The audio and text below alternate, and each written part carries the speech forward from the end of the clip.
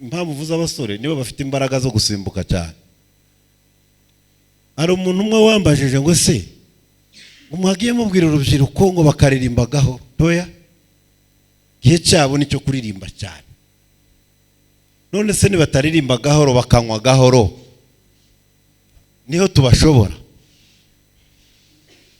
Bwana asifiwe. Amen. Haleluya. Haleluya. Kuko twebwe twakijijwe ku ngoma n'ipendo no guhimba no gutega amaboko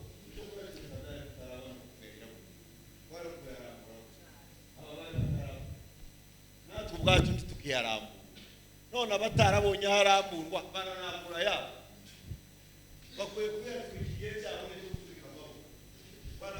Haleluya. Haleluya. Atukuze Yesu. Bataturikana bakaturika mu kabari na yacu tuzayarambura tuzaza twabanza inzizi umuntu yicara hayarakaye ngo amararambwira ngo ariko nta wana bagaya ngo nimwe muza mubahurukirye umwe muza musirimba muri abasaza kandi twari muri pause. Ndamubwira ngo ndasaba Imana imfashe nsirimbe niba umererwa nabi nanone umererwe nabi cyane bitaba biki. Kandi ashize nk'imyaka 3 basta ntazikara yabivuze nijoro. Ni nijoro ni mu gitondo warigi umuntu widendebeganya ngo ari kwigesha amarugara bagashaka nimero z'abasenga. Ni nijoro. Bwana asifiwe. Amen. Ejo bundi turavugana kandi ari hanze nyine ni hanze turi mu kwasengera ariko ni hanze tiyakinze. Haleluya. Gusenga ngo umwana we yabaye ngo yangoye ibiyobyabwenge ngo ntakiba mu rugo. Kandi ndi tuberukana nimero naringira nayo makuru nari narayibaga. Sere ngo ambwire gute nama mbona aka filime yazambwira kacagihe cyo kuvuga ngo tubuza abantu gusirimba. Abonye ko gusirimba yavugaga ngo bagabanye babandi naramubwiye ngo baba ngo basirimba nibo basengera mwene wa kugira ngo mwibutse. Ndamubwira ngo ngende umusaza ariko dufite abahungu basirimba ndababwira babe nk'abinaga bikarage basengere mugenzi wabo. Arambwira ngo byibura mwebwe muracyafite abo basirimba. Akanwa kaza karemo. Bwana asifiwe. Atukuzo Yesu. Dutera ubwo umuntu akarada sinzire ngo barandoga. Burya ntizaturogwa n'ibihuru. Turogwa n'ijambo baturiye kuri ya magufwa batora toyahambire mu isashi. Rya jambo batuyeho niryo rituma njumbagira naje ndi muzima mva kabarora. Ariko umubirizi n'ubundi ni umubirizi. Abene bacu bazawuha abana kuko bita umwana hasabyaye amavuga umubirizi. Wowe kinzo. Ese umuntu yavukana inzoka ataronka n'amashereka. Umubirizi nta kibazo. Natwe turawukorera. Ariko amagambo bawatura. Yari cyo kintu nabonye mu burozi tambere bashamburiya muri 74. Babihambura abantu. Umubirizi n'akaganza k'umwana. Bwana asifiwe. Achezewe Yesu. Sobanukirwa neza ko amagambo batura ku mubirizi ari yatuma umuntu ahinduka. N'ijambo iyo twaryatuye turyizeye. Haleluya. Haleluya. Haleluya. Haleluya. Ikigira imbaraga ni ijambo.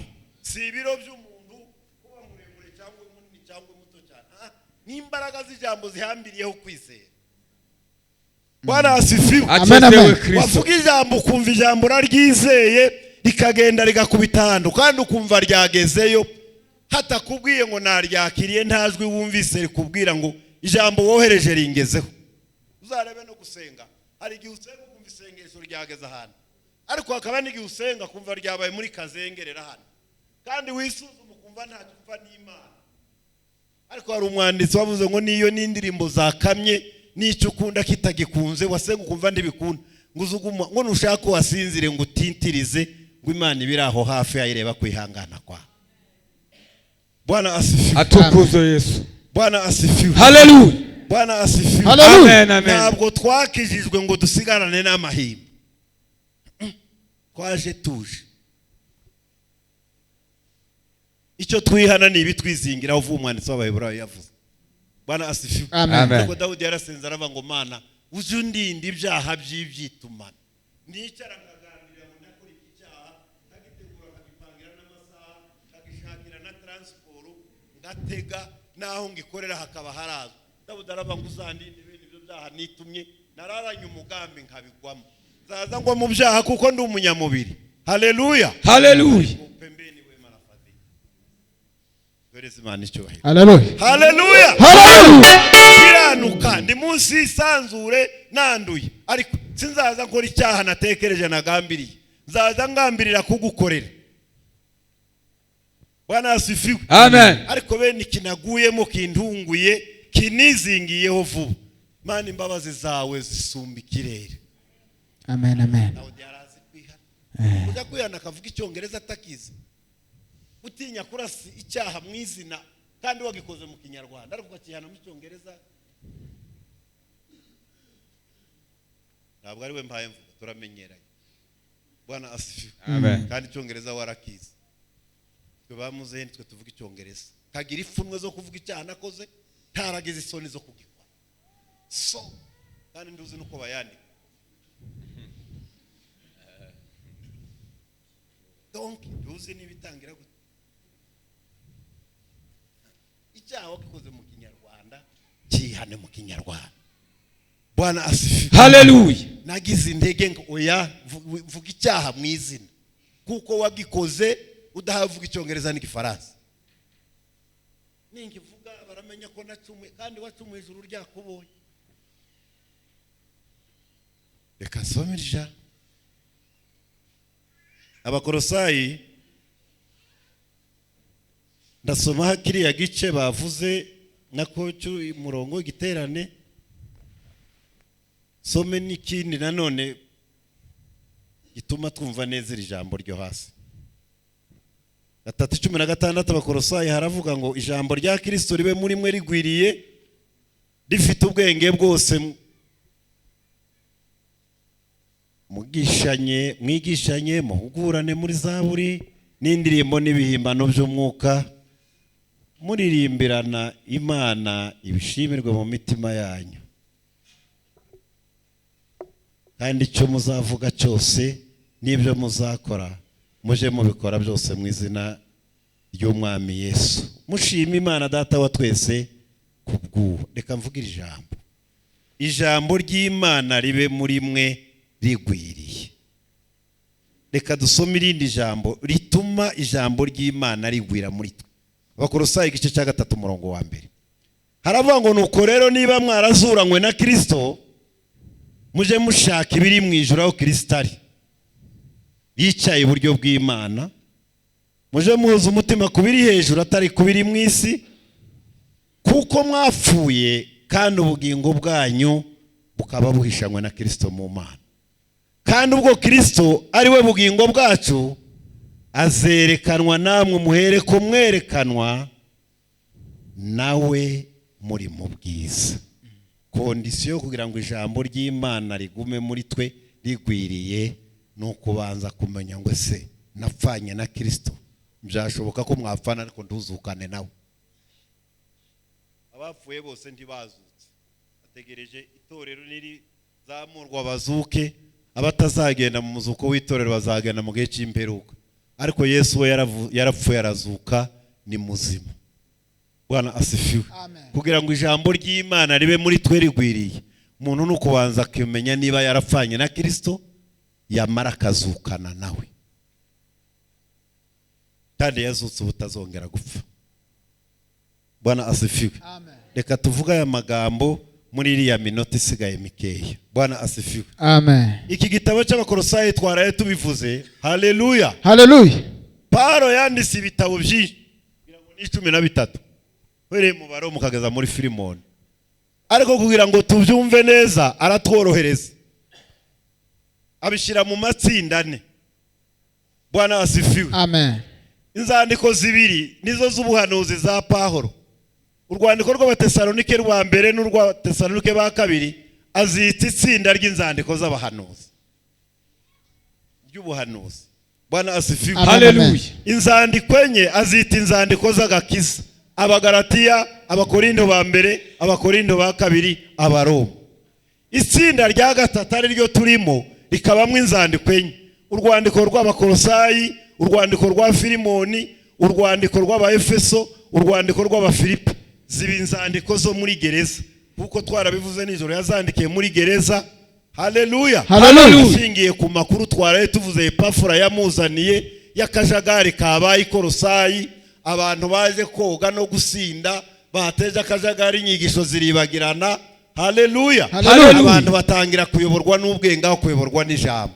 Zitwa inzandiko zo muri gereza. Zitatu zanyuma: urwandiko rwa Timoteyo wa mbere, urwandiko rwa Tito, n'urwandiko rwa Timoteyo wa gatatu. Kandi ukunzivuze niko yazanditse. Kuriya zikurikiranije muri Bibiliya siko zikurikije mu myandikire. Babyigana babyigisha barabizi. Bwana asifiwe. Haleluya. Washaka gusoma iby'agakiza ntukabishakire mu Bakolosayi nubwo karimo. Aho gasobanuye neza ni muri ziriya nzandiko kwa renye. Agakiza niki? Dukizwa ryari? Kuki dukizwa? Ninde wazanya agakiza? Gahera he kagasoreza? Uzamanuka kariya karenge uzaja kwikiriya wahuye na Kristo. Bwana asifiwe. Haleluya. Wagere ku Bakolosayi, Epafura amaze kubabwira ko abantu bavangiwe, yatangije itorero ngira ribwiriza neza, abantu barakizwa. Bwana asifiwe. Amen. Igitabo kiza kivuga ngo Abakolosayi ntabwo ari Pawulo wababwirije, Epafura yabigishije kera. Abantu bajya kwakira umwuka wa Pentekoste Yerusalemu, n'aba bantu bo muri Firigiya bari bahari, isomye ruriya rutonde rw'amoko yari ahari. Firigiya niyo ntara bari bafite, Aziya ndogo hariya muri Laodikiya na Efeso, kiriya kibaya twavuze nijoro bari barimo. Bwana asifiwe. Haleluya. Ariko bamaze kuvangirwa, haleluya, babwiye ngo abari abanyabwenge, ririya jambo twavuze ngo ryitwa ubumenyi, ginozisi nako. Bwana asifiwe. Arabwira ngo hari ubundi bwenge busobanura neza ngo kurusha ibyanditswe byera. Ukandi Imana irera, ntabwo yamanuka no kwera kwayo ngo yegere umuntu wanduye. Ahubwo Imana yazanye abamarayika, twaraye tuyavuze ayo magambo. Bwana asifiwe. Wabariho umurimo wo kurema, kubera ko yera itakwegerana n'abantu. Ngo haza n'uwitwa Yesu wigize umuntu, ngo ndetse yabakoraga hagaragara nk'umuntu, ngo uwo nawe kwera kwe kubaguke, ngo ari hagati yamwe n'abantu, ngo ariko ntawe yashobora guhura n'Imana. Haleluya. Pawulo ngo yumva uburyo bagabanije ubumana n'ubutware bwa Kristo n'umurimo w'ubuhuza, yandika uru rwandiko. Haleluya. Arabwira ngo ariko niba mwarafanye na Kristo, for a guy. Haleluya. Niba mwarafuye ku byaha, niba mwarafuye kuri kamere, niba mwarafuye ku mihango y'idini, niba mwarafuye ku myizerere ifuye, mukazuranwa nawe, mukiyamura wa muntu wa kera gasigara, mukaba bashya mu Mungu. Nimesulubiwa pamoja na Kristo, na sasa ni hai kwa Mungu. Kuishi ni Kristo siri ajabu, na kufa faida kwa. Haleluya. Niba mwarazuranywe na Kristo, haleluya. Niba mwafanye nawe mukazuka, mukimukurikiza inyigisho zimwambura ubutware buhuza. Kandi Yesu ari we wavuye mu ijuru yigira umuntu, ijuru rimujijisha mu nda y'Umwari Mariya, aba umuntu muri iriya myaka kugira ngo azabone uko ahemura Satani ku mugaragaro. Amara imyaka 17 akorana na se mu kazi k'ububaji, amutwaza ibikoresho, ariko imbere ari Imana yuzuye. Haleluya. Kandi ari umuhungu w'i Betelehemu kandi wuzuye. Aravuga ngo kuko abantu baza bakabongora Yesu bakamumwambura, bakabinjiza mu ubwenge bw'isi. Niba mwarazuranywe nawe, haleluya, mukura amaso kubiri mu isi. Ninainua macho yangu kwa Mungu waketie juu, aliye msaada wangu njiani pangu nuru kuu, aliyefanya vyote maombi uyasikia, katika njia zangu zote atanilinda. Bwana asifiwe. Haleluya. Umuntu uri mu gukora icyaha ngo ndakuni nawe ngo niko byubatse muri system, ariko subyatse mu mwuka ngo niko system iteye. Umuntu akibaha akora ngo niko system iteye. Bwana asifiwe. Haleluya. Twarafuye tukazuranywa na Kristo, tuje tukura amaso kubiri mu isi kandi tuyirimo. Haleluya. Atukuze Paulo Yesu. hari impamvu zine zatumye yandikira Abakolosayi. Nabaye nkubivugaho nijoro. Bwana asifiwe. Amen. Ariko ndaza kuvuga ijambo rimwe hari. Twarabivuze. Yashakaga gutanga umurongo wo kugarura abantu bayobye ngo bakurikire Yesu Kristo. Twarabivuze. Ababwira ko Yesu Kristo ari we wa mbere, ibindi bize biza hari. Nta bundi bwenge bwaza imbere ya Yesu. Abo bamarayika musenga, Yesu niwe wabaremye.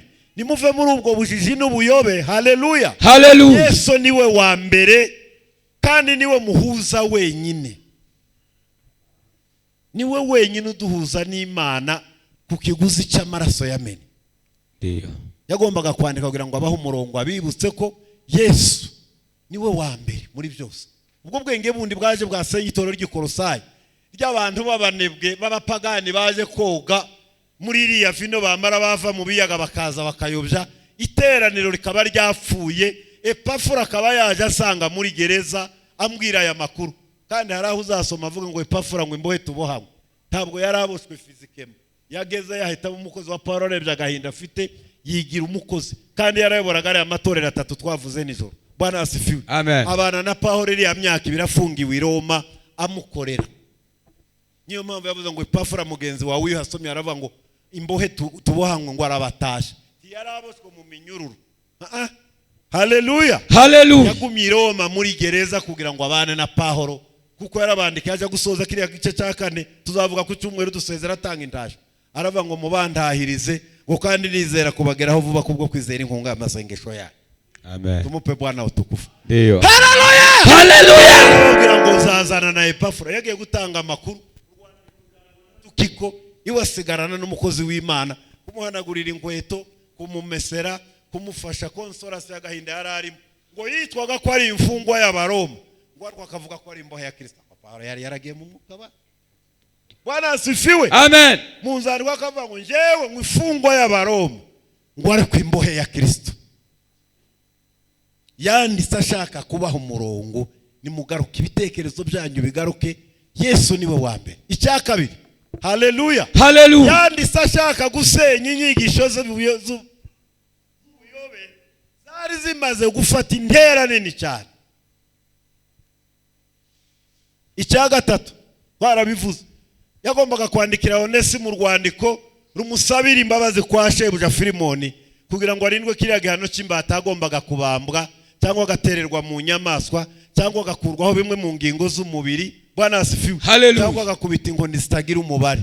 Paulo arandika ngo umwakire, ntumwakire nk'imbata, ngo ari kumwakire nka mwene so. Niba hari ikintu kiremereye muri aya magambo, ni ukubwira imbata Filimoni ngo ahobere Onesimo amubwire ngo mwene data.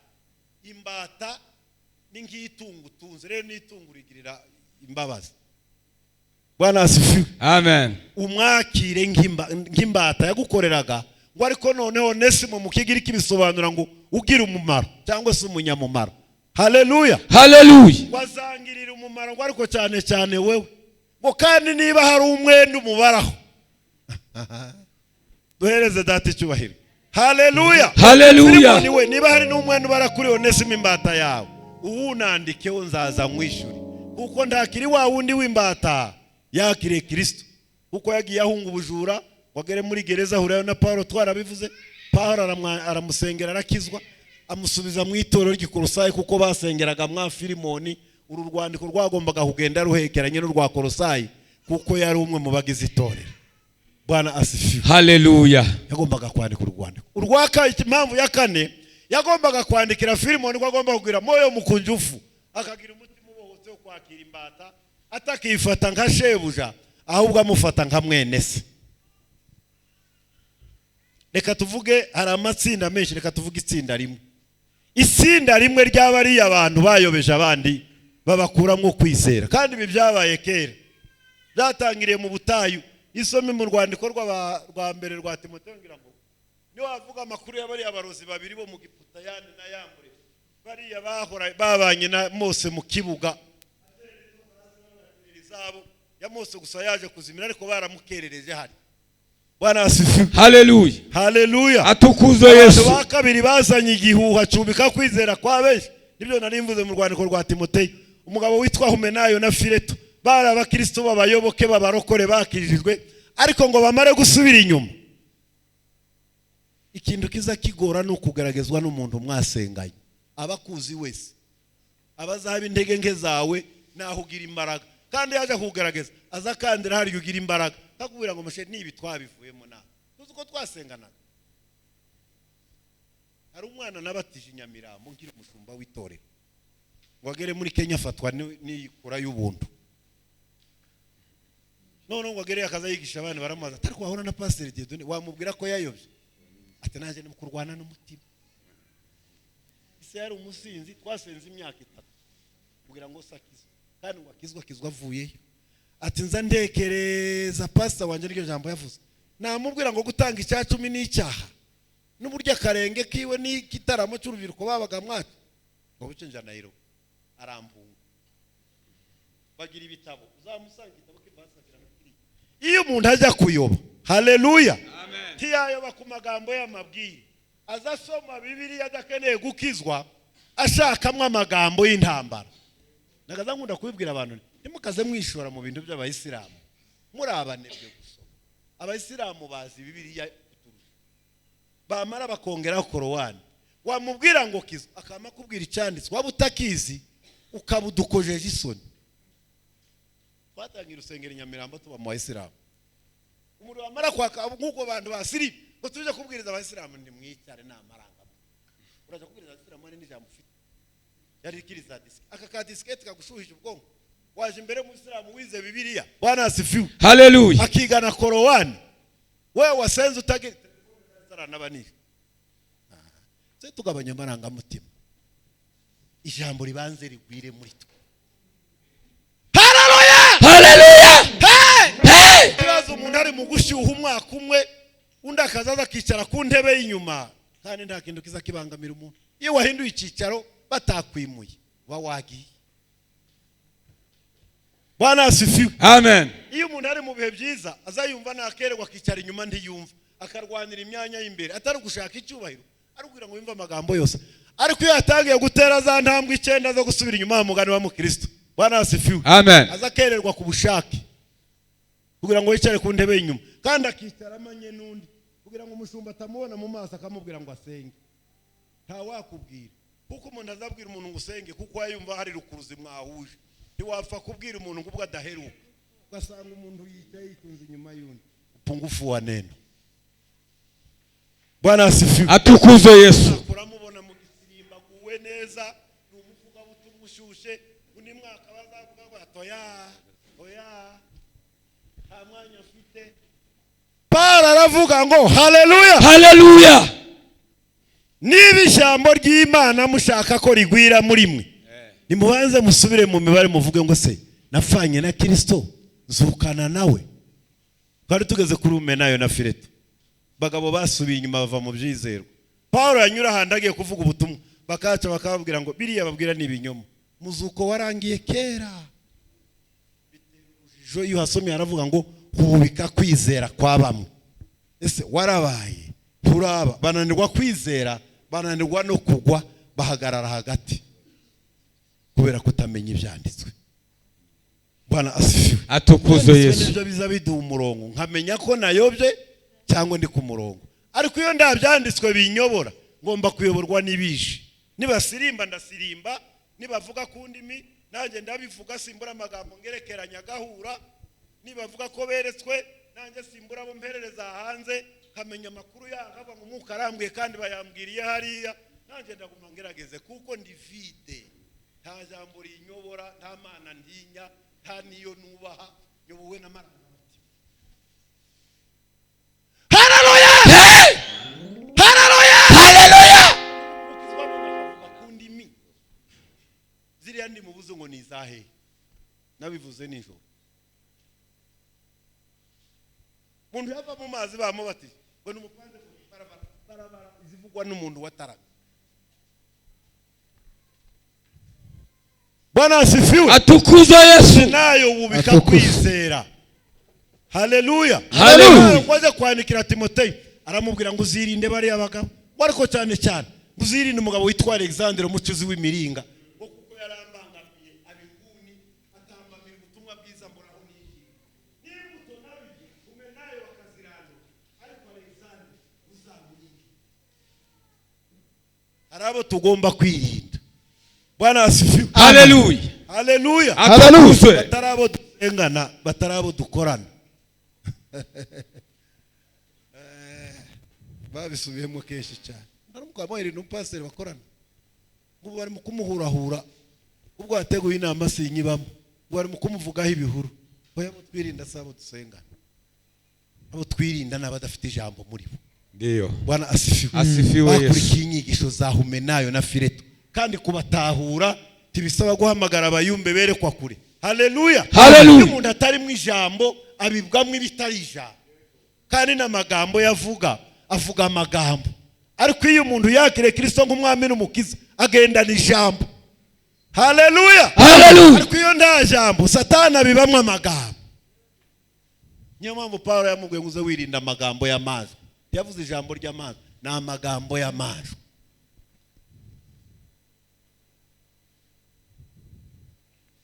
Bwana asifiwe. Haleluya. Bwana asifiwe. Haleluya.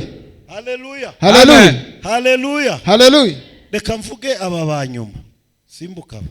Baravuga ni mugoroba. Hari abantu bitwa legalisme. Legalisme ni abanyamategeko. Batondekanyaga ikintu ku kindi kandi waba utarakebwe ku munsi wa 8 nta shingano wagombaga guhabwa. Habaga wujuje ibisaba. Urubanza rwabaye no mu Filipi. Bwana asifiwe. Amen. Isoma igice cya 3 murongo ngira ngo wa 4. Paulo yaravuze ngo niba hari umuntu wagira ibyo yirata ngo jewe namurusha. Haleluya. Amen. Tinjewe nakebwe ku munsi wa 8 sinigeze ndenza aho munsi. Neno la Mungu tamu. Neno la Mungu tamu. Neno la Mungu tamu. Tamu tamu we. Zo muri generation y'abamukecura abangaba. Haleluya. Haleluya. Aravuga ubwo bwirasi muhemuza nabwo kuzamura ibitugu shusha. Mugize ngo nirate nabarusha. Nje ku munsi wa 8 kandi bamwitaga umuroma byarabatunguye. Bwana asifiwe. Amen. Ku munsi wa 8 mama na papa banzanye mu rusengero barangasanira ngo ndaye barankeba. Arikanga se wa mugabo n'umuyuda. Ko arafite ubwene igihugu bubiri. Bari impunzi nguku muri hano bahungira Itariso abari yavukira. Kuvukira Itariso automatikement bagufite ubwene igihugu bw'Iroma. Niyo mpamvu aza kuvuga ngo kubya amategeko nje ni umufarisayo. Yayiganye nabo mu buhunzi ari Itariso. Arabwira ngo haleluya. Haleluya. Kandi njewe ndi mu muryango wa Benyamini. Ntabwo ndi nkuri. Mwacu ni mwa Benyamini ndi umuheburayo w'abaheburayo. Umva umugabo arakomeye uko bamukeka gasiwe. Haleluya. Haleluya. Arabwira ngo kubya amategeko njewe ndi umufarisayo. Muyandi magambo nyazi nk'abafarisayo kuko biganya amategeko Itariso ari impunzi. Arabwira ngo kubwo gukiranuka kuzanwa n'amategeko Ndi inyangamugayo. tumupe Bwana utukufu. Haleluya. Haleluya. Haleluya. Kubwo gukiranuka kuzanwa n'amategeko ariko tazanwa no kwizera kubwo amategeko gusa ngo byavuze gute nari inyangamugayo. Kubw'ishaka ry'itorero je nagendanaga inkota nsogota bavuga Kristo. Ariko ngo agere kuri 7 aravuga ngo nyamara. Haleluya.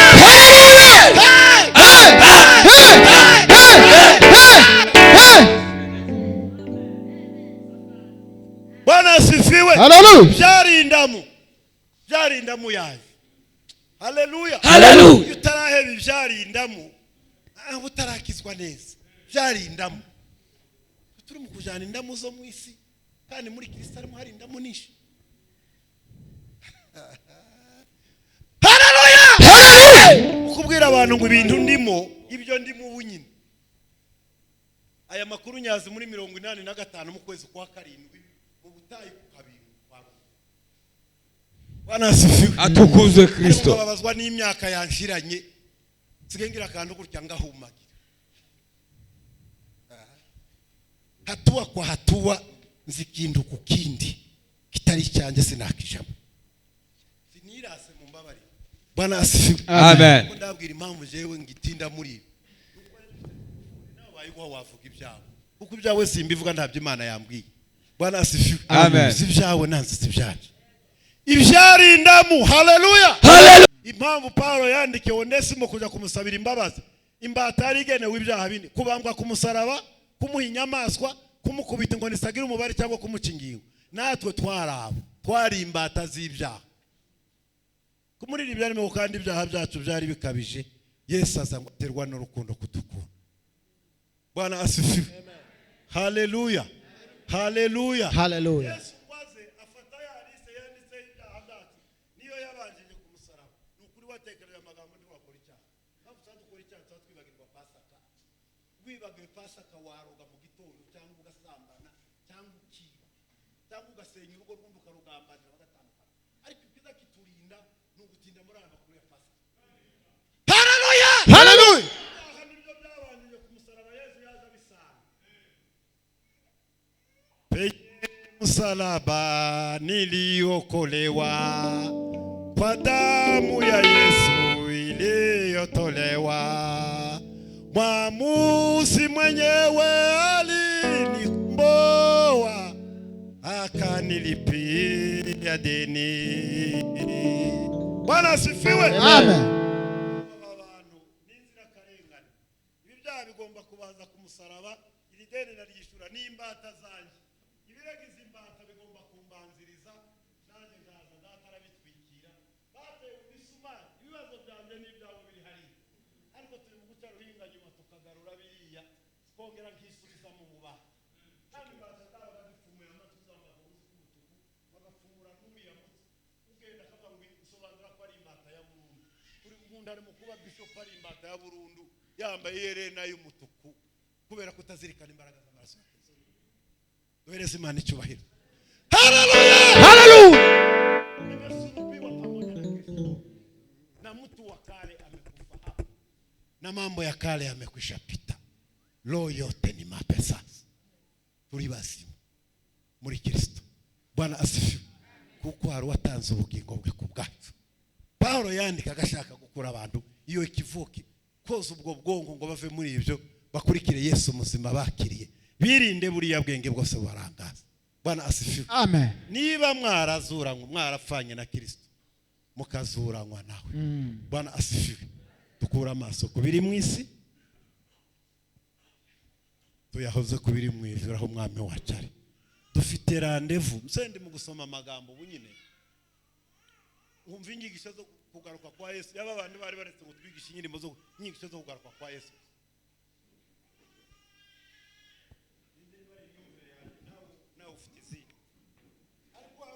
Uko bahe bifusha ubusa, n'uburyo abantu bahe bibagiza ibyo bazi, n'uburyo abantu bashindiriye bagasa n'abari mu mwuka batakiwurimo, birasa nkaho tuhe twibuka ko Yesu ari hafi.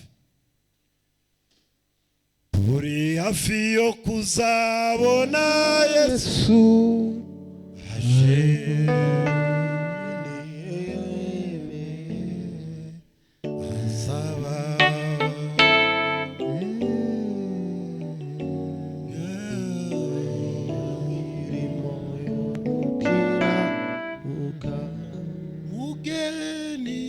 Mugeni wa Yesu iteguye, ari hafi yo kuza gutujana mu byicaro byiza yo mu ijuru yateguriwe abizera bose.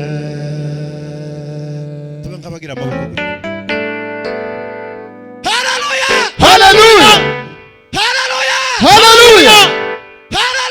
Haleluya. Haleluya. Haleluya. Haleluya. Haleluya. Haleluya. Hey. Hey. Je, unamngoja Yesu? Tegereje Yesu. Jina la Yesu. Shobora kuza n'ubu takibonye n'umwanya wo gusezera Kabarore, ko nta na kimwe nakwicuza. Bwana asifiwe. Kuko amatsiko yo gutekereza urugo n'ibindi yahita asigara inaha n'uyu mubiri kagenda uriya wakiriye Yesu kumwana. Umunsi wawe ntuwuzi, uwanje sinkuzi, ubona nigira gutya nabizi ibyuya, nta segonda yanjye nzi. Ariko mureke dukurikire Yesu. Bwana asifiwe. Twiyambura abatuyobya dukora mu buntu bw'Imana. N'ubundi umuntu yakijijwe ku giti cye ahurira n'Imana hari abahuriye, migambi yawe twarabivuze ngo Imana zireba imigambi kuruta amagambo. Bwana asifiwe. Jambo ry'Imana ridufashe tuve mu nyigisho z'ubuyobe.